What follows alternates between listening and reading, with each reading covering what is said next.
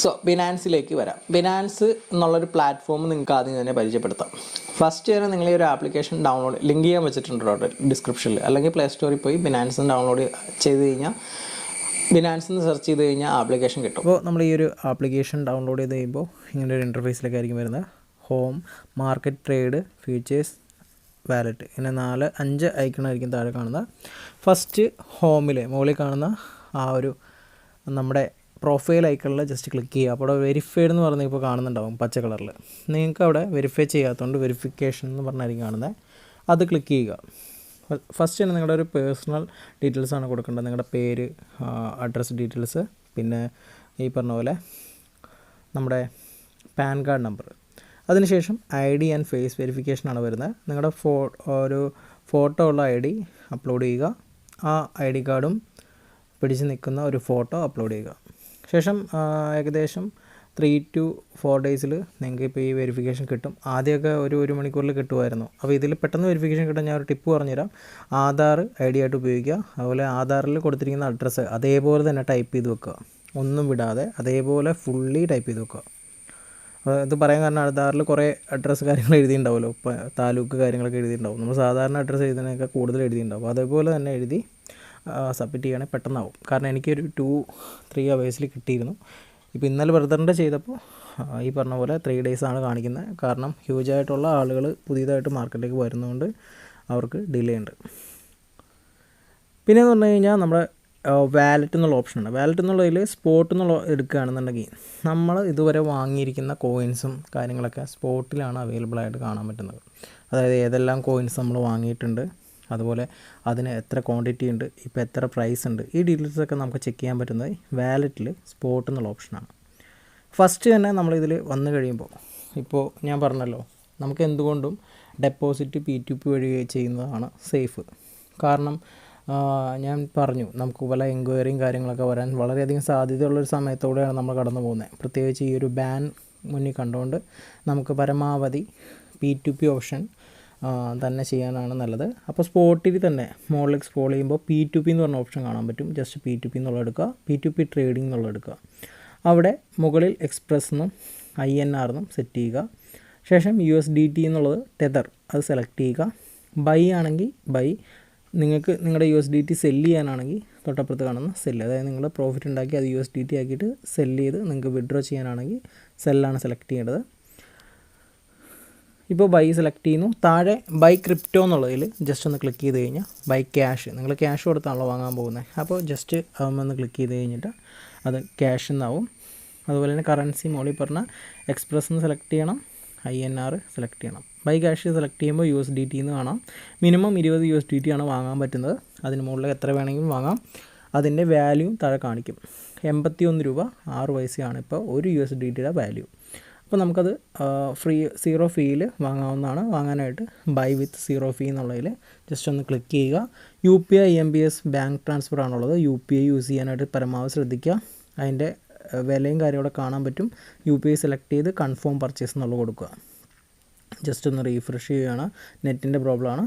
നിങ്ങളിപ്പോൾ ഞാൻ പറഞ്ഞ പോലെ UPI വരുമ്പോൾ UPI ഒന്ന് കൊടുത്തിട്ട് കൺഫേം പർച്ചേസ് കൊടുക്കുമ്പോൾ ഇങ്ങനൊരു പേജിലേക്കായിരിക്കും വരുന്നത്. അവിടെ പേയ്മെൻറ്റ് മെത്തേഡ് എന്നുള്ളത് സെലക്ട് ചെയ്യുക.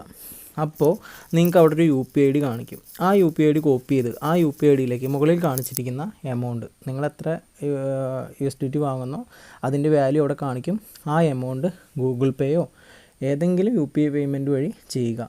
UPI പേയ്മെൻറ്റ് ചെയ്ത് കഴിയുമ്പോൾ നിങ്ങൾക്ക് മുകളിൽ ഒരു മെസ്സേജ് വന്നേക്കണുണ്ടോ, ഞാനിപ്പോൾ ചെയ്യുന്നില്ല.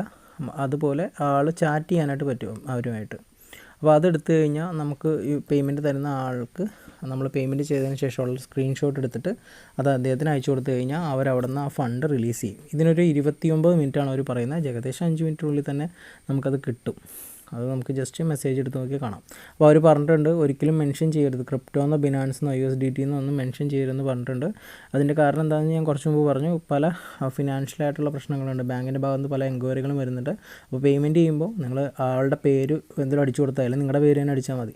അപ്പോൾ ഇതിനൊരു 30 മിനിറ്റ് സമയമുണ്ട്. ഈ 30 മിനിറ്റിനുള്ളിൽ നിങ്ങൾക്ക് കിട്ടിയില്ല എന്നുണ്ടെങ്കിൽ നിങ്ങൾ എന്താ ചെയ്യേണ്ടതെന്ന് ഞാൻ പറഞ്ഞുതരാം. ആദ്യം നിങ്ങൾ പേയ്മെൻറ്റ് ചെയ്യുക. പേയ്മെൻറ്റ് ചെയ്ത ശേഷം ട്രാൻസ്ഫർ ഫണ്ട് കൊടുക്കുക, ട്രാൻസ്ഫേർഡ് നെക്സ്റ്റ് കൊടുക്കുക.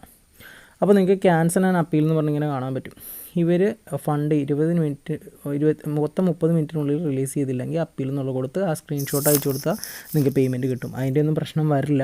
നോർമലി 5 മിനിറ്റിനുള്ളിൽ തന്നെ ഫണ്ട് വരും. ഇനി ഏതെങ്കിലും സാഹചര്യത്തിൽ വന്നാൽ ചെയ്യേണ്ട കാര്യമാണ് ഞാൻ പറയുന്നത്. അങ്ങനെ വരാറില്ല, ഇതുവരെ എൻ്റെ അനുഭവത്തിൽ വന്നിട്ടില്ല.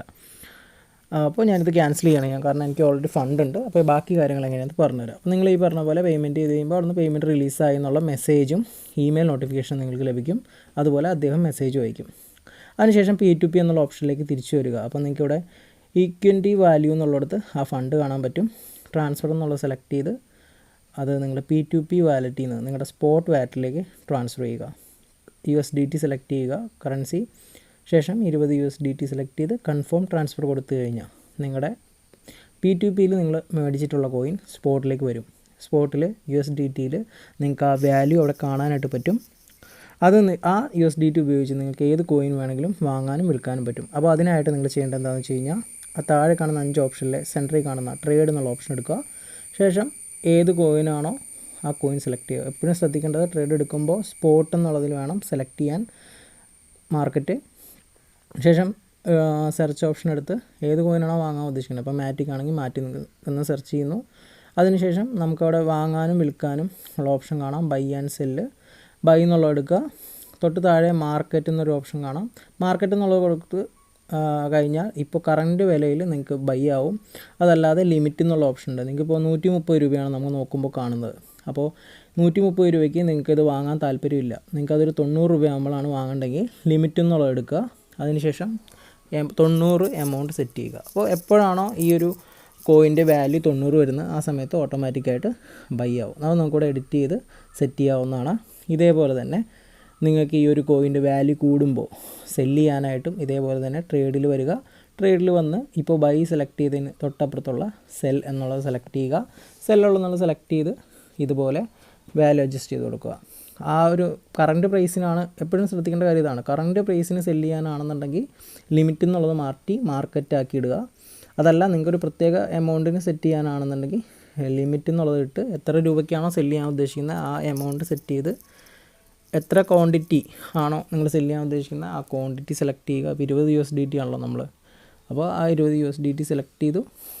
അതല്ലാന്നുണ്ടെങ്കിൽ എളുപ്പത്തിന് താഴെ 25%, 100% കാണുന്നില്ല. 100% കൊടുത്താൽ നിങ്ങളുടെ കയ്യിലുള്ള ടോട്ടൽ അസറ്റ് സെല്ല് ചെയ്യാൻ പറ്റും. 50% കൊടുത്താൽ പകുതി സെല്ല് ചെയ്യും. അപ്പോൾ 1000 കോയിൻ ഉണ്ടെങ്കിൽ 500 കോയിൻ സെല്ല് ചെയ്യണമെങ്കിൽ 50% സെലക്ട് ചെയ്യുക. അതല്ലാതെ നമുക്ക് ടൈപ്പ് ചെയ്തും കൊടുക്കാം. പിന്നെ താഴെ കാണുന്ന ഓർഡർ ഹിസ്റ്ററി എന്നുള്ള എടുത്തു കഴിഞ്ഞാൽ നമ്മൾ എത്ര രൂപയ്ക്കാണ് കോയിൻ വാങ്ങിച്ചത് വിറ്റത് എന്നുള്ള ഡീറ്റെയിൽസൊക്കെ നമുക്ക് അവിടെയാണ് ചെക്ക് ചെയ്യാൻ പറ്റുന്നത്. അത് ഓരോന്നും വിശദമായിട്ട് ചെക്ക് ചെയ്യാൻ പറ്റും. ഇപ്പോൾ IOST എന്ന് പറഞ്ഞ കോയിൻ ഞാൻ വാങ്ങിച്ചത് ക്ലിക്ക് ചെയ്യുന്നു. അപ്പോൾ നിങ്ങൾക്ക് അവിടെ കാണാൻ പറ്റും എത്ര രൂപയാണ് ഫീസ് പോയത്. ആവറേജ് പ്രൈസ് 0.0529 മാർക്കറ്റിലാണ് ഞാൻ വാങ്ങിച്ചിരിക്കുന്നത്. അപ്പോൾ നമ്മൾ തിരിച്ച് വീണ്ടും മാർക്കറ്റിലേക്ക് വരുന്നു. അതിനുശേഷം നമ്മളിപ്പോൾ ഈ പറഞ്ഞ IOST കോയിൻ്റെ കറൻറ്റ് വാല്യൂ എത്രയെന്ന് അടിച്ച് നോക്കുകയാണ്. IOST അടിക്കുന്നു, അവിടെ സെലക്ട് ചെയ്യുന്നു. ഇതൊക്കെ നമുക്ക് ബുക്ക് മാർക്ക് ചെയ്ത് നമ്മുടെ മാർക്കറ്റിൽ ഇടാൻ പറ്റും കേട്ടോ, ഫേവറേറ്റിൽ. അത് ജസ്റ്റ് ആ സ്റ്റാർ എന്നുള്ളതിൽ ക്ലിക്ക് ചെയ്താൽ മതി. അപ്പോൾ നമുക്കിപ്പോൾ നോക്കുമ്പോൾ 0.51499 എന്നാണ് കിടക്കുന്നത്. അപ്പോൾ ഇത് നമുക്കിപ്പോൾ സെല്ല് ചെയ്യണമെന്നുണ്ടെങ്കിൽ ഇപ്പോൾ തന്നെ സെല്ല് ചെയ്യണമെങ്കിൽ മാർക്കറ്റ് ഇടുക. അതിനുശേഷം സെല്ല് കൊടുക്കുക. 100% സെലക്ട് ചെയ്ത് അതല്ലാന്നുണ്ടെങ്കിൽ നേരത്തെ പോലെ ലിമിറ്റ് ഇട്ട് എത്രയാണോ എമൗണ്ട് സെലക്ട് ചെയ്യുക. ഇതുപോലെ നമുക്ക് എല്ലാ കോയിൻസും വാങ്ങാം. മാർക്കറ്റ് എന്നുള്ള ഓപ്ഷനിൽ നിങ്ങൾ ആഡ് ചെയ്യുകയാണെങ്കിൽ സ്റ്റാർ ഇടുകയാണെന്നുണ്ടെങ്കിൽ അത് മാർക്കറ്റിൽ ഫേവറേറ്റിൽ കിടക്കും. തൊട്ടിപ്പുറത്ത് കാണുന്ന സ്പോട്ടിൽ ചെക്ക് ചെയ്താൽ നമുക്ക് എല്ലാ കോയിൻസും ഇവിടെ അവൈലബിൾ ആയിട്ട് കാണാൻ പറ്റും. സ്ക്രോൾ ചെയ്ത് അതിൻ്റെ പ്രൈസ് റേറ്റ് അനുസരിച്ച്, അതായത് ഏറ്റവും ചെറിയ രൂപ മുതൽ ഏറ്റവും വലിയ രൂപ വരെ എന്നുള്ള രീതിയിൽ സ്ക്രോൾ ചെയ്ത് കാണാനായിട്ടും പറ്റും. പിന്നെ നമുക്കിതിൽ വരുന്ന അഡീഷണൽ ഫീച്ചേഴ്സും കാര്യങ്ങളും എന്തൊക്കെയാണെന്ന് വെച്ച് കഴിഞ്ഞാൽ നമുക്കിതിൽ ലോഞ്ച് പാഡ് എന്നുള്ള ആ ഒരു ഓപ്ഷൻ ക്ലിക്ക് ചെയ്യുകയാണെന്നുണ്ടെങ്കിൽ പുതിയതായിട്ട് ഈ ഒരു മാർക്കറ്റിലേക്ക് വരുന്ന കോയിനുകളെ നമുക്ക് ഫ്രീ ആയിട്ട് കിട്ടും. അതായത് നമ്മൾ നമ്മൾ BUSD വാങ്ങി ഇത് പൂള് ചെയ്യുകയാണെന്നുണ്ടെങ്കിൽ അതൊരു 15 ദിവസമോ 30 ദിവസത്തേക്കോ പൂൾ ചെയ്യുകയാണെന്നുണ്ടെങ്കിൽ നമ്മുടെ കോയിൻ അവിടെ ഒരു ഹോൾഡായിരിക്കും അതായത് ദിവസം. പക്ഷേ നമുക്ക് ആ ഒരു 15-30 ഡേയ്സ് കഴിയുമ്പോൾ പുതിയ ഇതായിട്ടുള്ള കോയിൻ ക്ലെയിം ചെയ്തെടുക്കാനായിട്ട് പറ്റും ഫ്രീ ആയിട്ട്. അതുപോലെ തന്നെ നമുക്ക് നമ്മുടെ കോയിൻ കിട്ടുകയും ചെയ്യും. അപ്പോൾ നമുക്ക് ലാഭം. പിന്നെയുള്ള ഓപ്ഷൻ എന്ന് പറഞ്ഞു കഴിഞ്ഞാൽ സ്റ്റേക്കിംഗ് ആണ്. അതായത് നമ്മുടെ കയ്യിലുള്ള കോയിൻസ് സ്റ്റേക്ക് ചെയ്ത് വെക്കുക. ഇതേ പറഞ്ഞ പോലെ 15 ദിവസം, 20 ദിവസം, 90 ദിവസം, 40 ദിവസം അതിൽ പല പല കോയിനും പല പല ദിവസങ്ങളാണ്.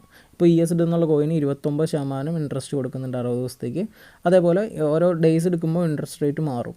അപ്പോൾ ഇതൊക്കെ ചെയ്ത് വെച്ച് കഴിഞ്ഞാൽ സ്റ്റേക്ക് ചെയ്ത് വെക്കുകയാണെങ്കിൽ നിങ്ങൾ ഒരു 15 സ്റ്റേക്ക് ചെയ്ത് കഴിഞ്ഞാൽ 15% തരുന്നുണ്ടെങ്കിൽ നിങ്ങൾക്ക് 15 ദിവസം കഴിയുമ്പോൾ നിങ്ങൾ ഇൻവെസ്റ്റ് ചെയ്ത കോയിൻ്റെ പുറമെ 15% ഇൻട്രസ്റ്റ് കിട്ടും. അപ്പോൾ ഇങ്ങനെയൊക്കെ നമുക്ക് ഇതിൽ എക്സ്ട്രാ ബെനിഫിറ്റ് ഉണ്ടാക്കാനായിട്ട് പറ്റും കേട്ടോ. അപ്പോൾ പിന്നെ വരുന്ന ഓപ്ഷൻ എന്ന് പറഞ്ഞു കഴിഞ്ഞാൽ ട്രേഡിംഗ് ആണ്. അപ്പോൾ നമുക്ക് മെയിനായിട്ട് ട്രേഡിങ്ങിൽ നമ്മുടെ മറ്റ് വാലറ്റിൽ നിന്നും ഇപ്പോൾ നിലവിൽ വാങ്ങിച്ചു വെച്ചിരിക്കുന്ന കോയിൻ ഇങ്ങോട്ട് കൊണ്ടുവരണം. അപ്പോൾ അതിൽ വെസറക്സ് ആണ് നിങ്ങൾ മുന്നേ ഉപയോഗിച്ചുകൊണ്ടിരിക്കുന്നതെങ്കിൽ വളരെ സിമ്പിളായിട്ട് ഫ്രീ ഓഫ് കോസ്റ്റിൽ ഇതിലേക്ക് കൊണ്ടുവരാം. അതായത് ₹1 പോലും ചിലവില്ലാതെ ഫ്രീ ആയിട്ട് ട്രാൻസ്ഫർ ചെയ്യാനായിട്ട് പറ്റും. അതിന് നിങ്ങൾ എന്താ ചെയ്യേണ്ടതെന്ന് വെച്ച് കഴിഞ്ഞാൽ നിങ്ങളുടെ ഓവർവ്യൂ എന്നുള്ള ഓപ്ഷൻ നിങ്ങൾ സെലക്ട് ചെയ്യണം. ഓവർവ്യൂ എന്നുള്ള ഓപ്ഷൻ സെലക്ട് ചെയ്തിട്ട് ഏറ്റവും താഴെ വെസറക്സ് എന്ന് കണ്ടോ, അവിടെ ആക്ടിവേറ്റ് എന്ന് പറഞ്ഞ് കാണാൻ പറ്റും. അത് ക്ലിക്ക് ചെയ്ത് വെസറക്സ് അക്കൗണ്ടിൻ്റെ ഡീറ്റെയിൽസ് കൊടുത്ത് ആക്ടിവേറ്റ് ചെയ്ത് കഴിഞ്ഞാൽ വെസറക്സിൻ്റെ വെബ് ബ്രൗസർ ഉപയോഗിച്ച് നമുക്ക് ഫ്രീ ഓഫ് കോസ്റ്റിൽ ട്രാൻസ്ഫർ ചെയ്യാം. പക്ഷേ ഷിബ്, ഡോഗി, അതുപോലെ തന്നെ വിന്ന് ഈ കോയിൻസ് ട്രാൻസ്ഫർ ചെയ്യാനായിട്ട് പോസിബിൾ അല്ല. സോ അങ്ങനെ ഉള്ളത് ട്രാൻസ്ഫർ ചെയ്യാനും അല്ലെങ്കിൽ മറ്റേതെങ്കിലും വാലറ്റിൽ നിന്നും ബിനാൻസിലേക്ക് കോയിൻസ് കൊണ്ടുവരാനും നമ്മൾ ചെയ്യുന്ന മെത്തേഡ് എന്താണെന്ന് വെച്ച് കഴിഞ്ഞാൽ നിലവിലുള്ള കോയിൻ വിറ്റ് USDT ആക്കുന്നു. അതിനുശേഷം അത് അവിടെ TRX വാങ്ങുന്നു.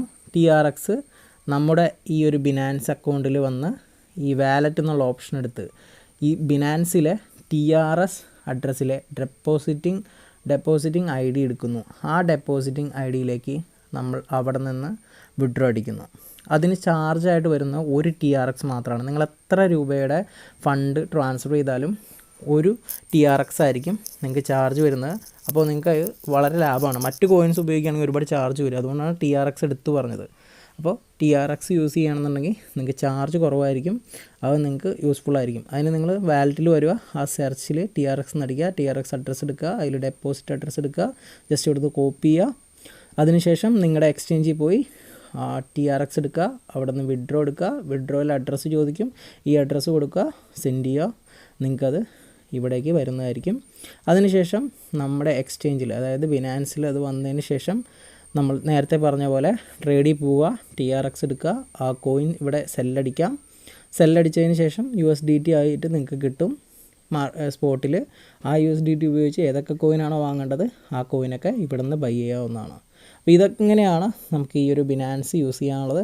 ഇത്രയും ഫീച്ചേഴ്സാണ് നമുക്ക് ആദ്യമായിട്ട് ഉപയോഗിക്കുന്നവർക്ക് വേണ്ടത്. ഇതല്ലാതെ ഇതിൽ അഡ്വാൻസ്ഡ് ആയിട്ട് മാർജിൻ, ഫ്യൂച്ചർ ഓപ്ഷൻസൊക്കെ ഉണ്ട്. അതായത് നമ്മുടെ കയ്യിലുള്ള ഫണ്ടിനേക്കാൾ കൂടുതൽ മുതൽ മുടക്ക് നമുക്ക് കടമായിട്ട് എടുത്ത് ചെയ്യുന്ന ലാവറേജ് പോലെയുള്ള കാര്യങ്ങളൊക്കെ ഇതിലുണ്ട്. അപ്പോൾ അതിലേക്കൊന്നും നമ്മൾ കടക്കുന്നില്ല. കാരണം നമുക്ക് ബേസിക്കായിട്ടുള്ള സ്പോട്ട് ട്രേഡിങ് മാത്രമാണ് ഇപ്പോൾ ഞാൻ പറയുന്നത്. അപ്പോൾ അതിന് വേണ്ടിയിട്ടാണ് ഈ ഒരു വീഡിയോ ഇൻട്രൊഡ്യൂസ് ചെയ്തത്. അതായത് പല ആൾക്കാരും ഇന്ത്യൻ എക്സ്ചേഞ്ച് യൂസ് ചെയ്യുന്നുണ്ട്.